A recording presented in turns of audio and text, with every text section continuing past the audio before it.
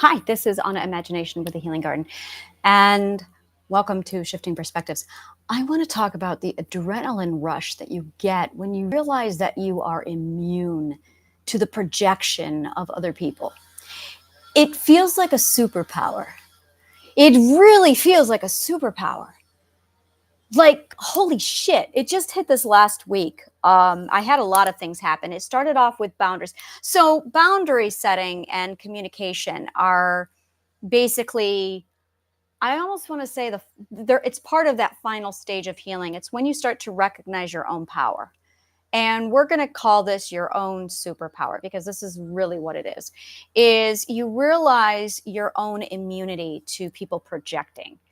And that is really a powerful superpower. It's extraordinary when you start putting up boundaries. So this is boundaries 101. This is really like, this is all I'm focusing on today, is just boundaries, and how there's all these small, but it's not small, all these little consequences to setting boundaries that, god damn, it's stuff like this that I look at and I'm like, why isn't this out there? So when you set a boundary, and in my last video, I gave you like all these reasons why or how consequences come about from just setting boundaries. And it's tied very much into basically staving off narcissists. And the benefits of boundary setting, that's really is, I need to do like a full the benefits of boundary setting, what you gain from it. So this is like part 2, a continuation of what you get when you start to boundary set. One of the massive superpowers you get is an immunity to the projections of other people. Now, I'm going to say something here. I believe strongly that narcissists are great boundary setters, but they abuse this. They manipulate boundary setting to control other people. And they use boundary setting to manipulate other people. And because their intent is to manipulate other people, what ends up resulting is their inability to really internalize confidence, because they're not using boundaries to protect themselves. This is where intent really is a part of it. If you use boundaries as a method to project your control onto other people, that's narcissistic behavior. That's psychological manipulation. When you use a boundary to protect and defend yourself, that's when the other side of boundaries really starts to amplify your confidence. It builds your self-esteem. It really pushes everything in the right direction. And one of the things that is a consequence to this is your immunity to the projection of other people. It's like people, I started off with me opening my heart up to receive people this week. And I finally developed with my healing to the point where I said, okay, I'm ready to start opening my heart up and accepting friends. I'm allowing myself to become vulnerable again. And it's a really important stage of healing where you step in and you allow other people to come into your life. And it's basically people giving you bids for connection. Bids of connection is a term that comes out of the Gottman Institute. Dr. Gottman came up with the concept of bids for connection. And basically his whole life work revolves around the giving and the receiving of human connection, connecting with other people. And whenever you get a bid for connection, it's small, very, very small, or it's very vast. And there's 3 options available to you when you receive a bid for connection. It is positive acceptance. That's when you give somebody a bid for a connection and they give you a positive back and you feel all warm and fuzzy and good and you feel acceptance. The second is silence, or just absolutely neutrality, no acknowledgement at all. That is actually the most lethal kind of affection there is, as in it's guaranteed to destroy a relationship faster than anything. is when you're ignored, when there's silence, when you're stonewalled, when that bid of connection is made and you completely ignore it, silent treatment, or you don't acknowledge the bid for connection. The third bid of connection is aggression. When someone gives you a bid for connection and you become frustrated, or you become impatient, or you retaliate, or you lash out. So depending upon which of these bids of connections that you basically receive and then give back, depends upon the health of the relationship. And it also is a huge future predictor for what's going to happen to your relationship.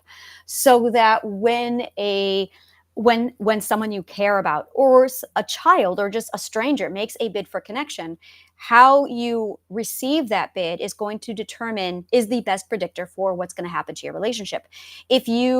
The best thing you can do is, when they give you a bid for a connection, you take it and you process it and you accept it. You respond with joy or affection. And that is basically opening the door for more bids of connection and for you to nourish a positive, happy relationship. If a person you care about gives you a bid for a connection and you retaliate, lash out, well, what are you doing? Well, I don't understand. You're impatient. That basically nurtures a negative relationship, and that's eventually deteriorates the relationship over time.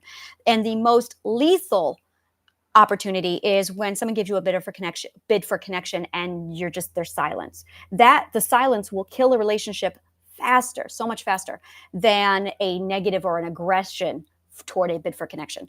Likewise, once you start to look for a bid of connection, once you start to recognize what they look like, you can mindfully and consciously make sure you receive them and give them positive in response, and that will nurture and create a positive relationship. So if you are in a relationship where it's not going well, the best way to start turning around your relationship is by acknowledging and looking for bids for connections. And it could be something like physical touch, a small touch. Maybe they do a small thing for you, like the dishes. Maybe they put gas in your car.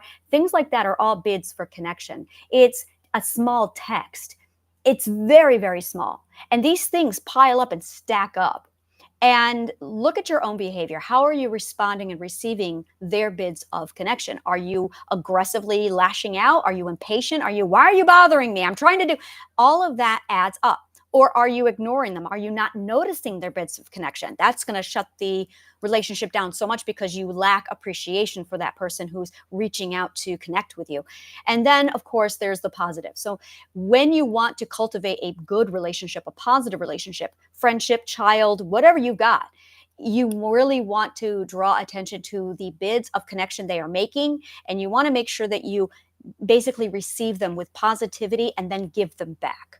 And there are subtle little things, like, again, it's communication, it's touch, it's little acts of service, and how you respond, being grateful, acknowledging them, showing your appreciation, even pausing in the middle of the day to say, hey, I appreciate this. That is a huge, huge positive thing. And over time, that will absolutely turn your relationship from whatever road it's going on, and it will turn it toward positivity. So that's how you cultivate relationships. So when you set a boundary, you are basically teaching the other person how to interact with you. So they'll come at you with a boundary, they'll come at you or with a behavior, and it's your boundary. It's how you set your boundary to determine where exactly you want to put that toward. Now, when you have somebody where you'll put something out there, and let's just say you make a random, very, very generic statement, and somebody perceives that as aggression or offense, or you're a hater, when you didn't at all mean any of that. That is them projecting their trauma onto you. And what ends up happening is that projection is actually a bid for connection when they come at you with that negativity and that aggression. Now, without a boundary, and when you're not used to setting boundaries, you take that projection and you internalize it. And suddenly your day is ruined. You're feeling horrible because someone lashed out at you because they projected onto you, and you accept that projection. When you get into the habit of setting boundaries, you put up a wall, and over time, with practice, it loses the bluntness. It doesn't hurt so much, to the point where it stops hurting altogether, and suddenly you are immune to them projecting their abuse onto you. It's extraordinary. And when you get to that point where they project anger or project trauma or project accusations onto you. You laugh. There are days where you're going to laugh because you realize, wow, it doesn't hurt. Wow, I feel nothing. There's zero emotional response to their projection. And it makes you feel invincible. It makes you feel like you've got a superpower. So part of the stage of this growth, and this is where it gets funny, is when you realize you have this superpower, you want to do it again, and you want to do it again. So you might become you might instigate situations where just to see, can I do it again? And you realize that you'll just stand there in the middle of the room and people can attack you. People can verbally attack you. People can verbally lash out and project. And it will bounce right off of you. And you're like, wow, 6 months ago, this would have like crumbled me and I would have been emotionally crippled for the whole day and then the week and my day would have been ruined. And when you finally get to that point with boundary settings, it just rolls off of you. Like you just have this immunity to it. Excuse me. Sorry. And it's completely because you're using your boundaries. So this is a huge advantage to setting boundaries that people are not aware of until you start setting boundaries, until you really start practicing them. And it takes practice. It took me about solid 6 months of solid practice using boundaries over small little things, building it up so that now, finally, when people project their own traumas and problems and mental illnesses onto me, I can very simply observe and I feel nothing. It doesn't ruin my day. It doesn't change anything. And it really does. You feel empowered. Now you take that empowerment, and this is all naturally happening. This is just from you saying, I'm going to use a boundary. This is all it is. And it results in confidence building. It results in self-esteem. It results in strength and trust in yourself. The trust is huge because when you start to trust yourself, when you realize that you can take care of yourself, that you can protect yourself, suddenly that literally fuels you for setting the next boundary. You know you can enter into a conversation. And if someone crosses a line, you know you can defend your perspective. You know you can defend your ethics or your identity or your likes or your dislikes. You can assert yourself. And then when people lash out because they fail to self-regulate, you'll be able to see, yeah, they can't self-regulate. That's their problem. That's not my problem. I'm protected completely because I can self-regulate. And that is exactly what self-regulation is. It is the ability to keep in check. When you build a boundary, it's a two-way boundary. You have two types of boundaries. You have, I am not going to allow myself to ethically cross these boundaries. And I am not going to allow the lack of regulation of other people to affect me. So it's two boundaries that you're actually setting, but it must be set with the intent that you want to keep yourself safe and you want to make sure that you aren't harming or violating the rights of others.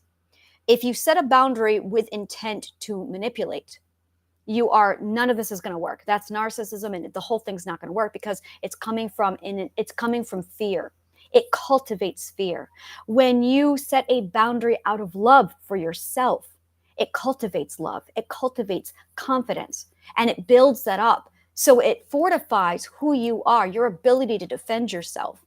And when you preserve your own subconscious mind, that is when you become immune to abuse. That's when people no longer have a power over you. It's absolutely an extraordinary side effect of boundary setting. And it all comes back to what boundaries look like, how to set them, what emotions are occurring inside of you to know when you need to go out of your way to set those boundaries. And it's this gorgeous machination. It's this beautiful what your defense system is, how it works. And it is literally the immunity, the cure to your fear system. It's when your defense system is down. It's when you can't communicate. It's when you fail to set the boundary. It's when you're setting the intent incorrectly from the wrong place. When all of that fails to launch, when all of that fails to do what you're supposed to do, your fear system becomes activated. And it's when the fear system becomes activated that your defense system isn't working. And when your fear system becomes activated, that's a whole nother problem, because that becomes your mental, emotional environment for mental illness. It becomes the mental environment to cultivate toxic and limiting beliefs. Now your subconscious mind can be hijacked and turned against you by the abuser. It makes you susceptible to low self-esteem, humility, a lack of confidence, no self-value. The consequences are astonishing when you have an awakened fear system. And all of that is due to a lack of a defense system. So when you set boundaries, that is when your fear system totally shuts down. Now, likewise, over here, the whole catalyst for your defense system waking up and working is anger. It's the emotion, anger. Because anger tells you, hey, this person is violating you. You need to step up and defend yourself. Anger, when it's partnered with love, is a very mild emotion, and it's subtle when you've maintained your system properly. It's subtle. It's only loud and aggressive when you've ignored it, or when you lack love, or when you're out of balance. It's the severity of emotions that occurs. Just a moment, I'm sorry. It's the severity of the emotions that occur when the whole thing becomes loud, when emotions go way to the extreme. You have, every emotion is on a spectrum, 1 through 10. And when you're maintained, when you're managed, when things are smoothly operating, and when everything is where it's supposed to be, aligned and balanced, your emotions are over here at 1, 2, 3. Very, very subtle, but you have to be managed and aligned in order to pick up on these subtleties. But when your system is completely out of balance, your emotions are going to be loud at 7, 8, 9, and 10. And that's when they are intense. What's going on is you actually have a lack of love, a lack of balance. So it's 100% fear that's running all of those emotions. But when you work to get aligned, you're actually bringing it down so that your emotions decrease from intensity, from 10s and 8s and 9s, and it slowly brings it back down to a neutral zone. Once it gets into the neutral zone, that's when your defense system starts to wake up. That's when love starts to basically bubble up, and it takes the sting out of the emotions. And as a result, love acts as a buffer, and it absorbs those emotions. So if you are feeling severe pain, severe fear, severe worry, severe anxiety, that's because you lack self-love, which acts as a sponge or a buffer to those emotions. And that is why you focus on self-care. When you do self-care properly, it pumps up and it feeds and nurtures your love and your self-love so that the emotions start to turn down. Done properly, you start to turn up your defense system, because your defense system, your anger, is 100% linked to your self-love. Because when you love yourself, you defend yourself, you protect what is yours, and you are what you love. So suddenly you prioritize your safety, you prioritize your mind, you prioritize who you are. Now you value it, and it builds up in intensity. And it all starts with a proper self-care management system. And it's all designed to turn down that fear system by boosting up the self-love and the defense system. It's absolutely an extraordinary system. And that's how you get it aligned, is by turning down that fear and by turning up that self-love and your self-care, your defense system, your communication system, and your boundaries. And then using that love and that gratitude to literally buffer your emotions. So when you get the messages from your subconscious mind that something is going on, your defense system turns on, you feel that anger, it immediately goes into place for you. And don't turn to aggression, that's fear-based. You want to turn over to communication to say, no, I have ethics, I have an identity, I have a perspective, and they have a right to exist. And it's literally keeping that person in check of, no, you don't get to do that. We don't talk about that. No. And it's all about the emotion discomfort. Discomfort is absolutely the emotion that should be the red flag to you to tell you when it's time to use your boundaries. And it's when you don't take care of the discomfort that anger results. Anger absolutely develops and evolves out of discomfort. But discomfort is a small emotion. It's a very, very subtle emotion. And it's one we are desensitized to as children, because we are put into uncomfortable situations all the time without consent. Under no circumstances should anyone, child, adult, anyone ever experience discomfort without their consent. This is really the core of how the whole thing gets messed up. is we are put in situations all the time against our consent to feel uncomfortable. Oh, well, it'll be good for you. You should really go and, make sure your uncle spends time with you. Oh, you really need to spend time with your father. Oh, you really need to make sure you get yourself out there and make friends.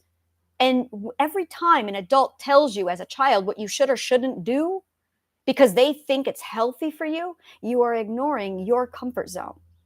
And what they need to be doing, what you need is self soothing reassurance and safety so that when you are ready to grow, you decide, okay, now it's time to push myself to that next level. This is all about you consenting to your own growth on your timetable. No one should ever tell you when you should or shouldn't do something because they think you should grow.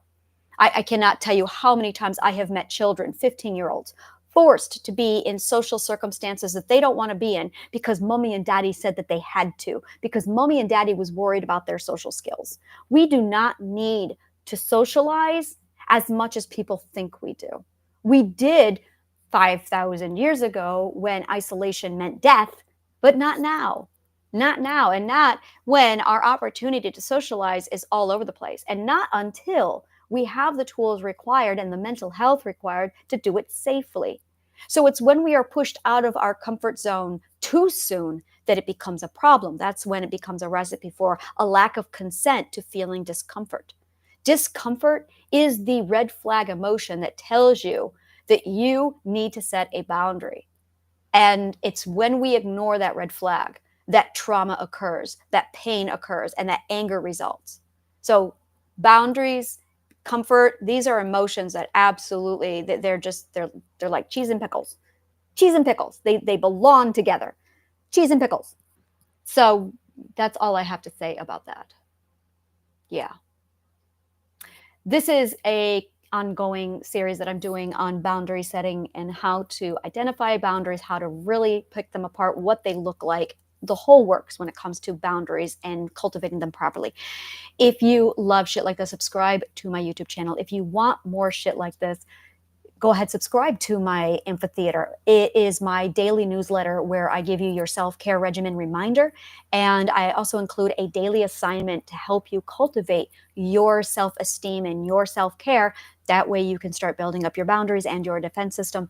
And if you cannot get enough shit like this, become a member of the Healing Garden where you get access to my masterclass, The Power of Self for free. And I also have Get Your Designed Healing Journey Plan, which is available below. That is free. Go ahead and click on that link and you will be able to see if the current healing plan you have is sufficient and well-rounded for you.